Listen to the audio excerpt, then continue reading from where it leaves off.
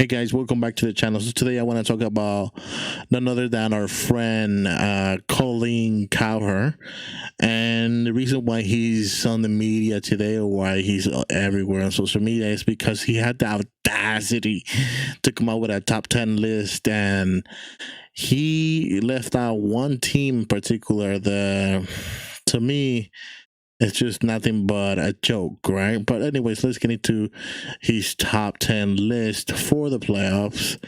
And here they are, the top 10 teams that he believes that are going to do well in the playoffs, or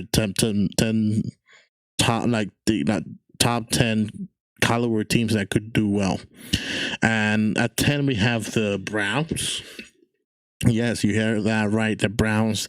Then we have the Chicago Bears at 9, the Miami Dolphins at 8, the Ravens at 7, the Buccaneers at 6, the Seattle Seahawks at 5th, the Saints at 4, the Kansas City Chiefs with the best record in the NFL at 3rd, the Green Bay Packers at 2nd, and the Bills at 1st. Obviously, let me not hate that the Bills, they had done a pretty good job to finish strong during the season at the end.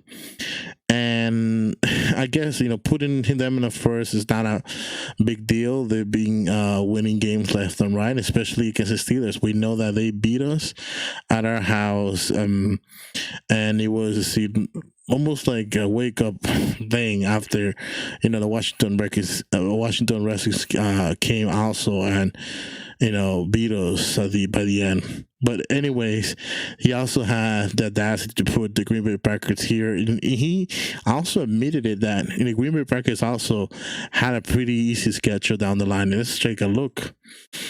The Green Bay Packers, they played the Vikings twice. They played the Lions twice. They played the Saints once, which they beat. And the Buccaneers, which they did not. And they played the Texans again, I believe. Yeah, once or twice. Yeah, once, yeah. So, yeah, they also played the Jaguars, the Colts, the Eagles, the Bears played twice, the Panthers, and the Titans. So pretty much the teams that beat the Green Bay Packers were the Colts, the Buccaneers, and the Vikings were able to beat them once. So that's why they have a 12-3 record, just like the Steelers and just like the Bills. So for him to have Bills and the Green Bay Packers on the top 2, but not the Steelers, not even on the top 5, or maybe at 9 or 8 is sacrilegious. I mean, it's just downplay stupid for him to just leave a team like this, the Steelers, for a 12-3 record out of the picture just because he hates them that much. I mean, someone who's honest with a top 10 list will have the Steelers somewhere around those 10, you get me?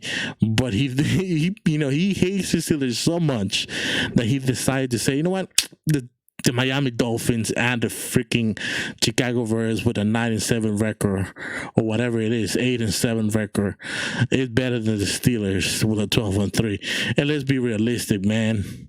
That 12-3 record with the Steelers is all a fluke. You saw how they played throughout the season.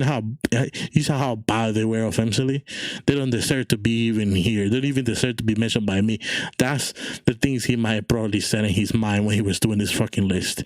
And then he had the audacity to put the Kansas City Chiefs 3rd. I understand 2nd, but 3rd, bro? Nah, bro. He's a fucking joke. Look, he even had the audacity to come up with this at the beginning of the season. He said the Baltimore Ravens with Lamar Jackson was going to take them 16-0.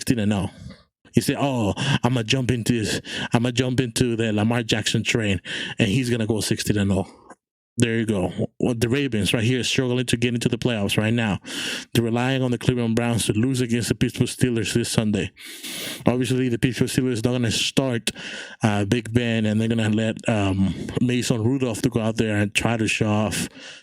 And trying to show what he has, and if he can actually lead the team if the Big Ben were to go down.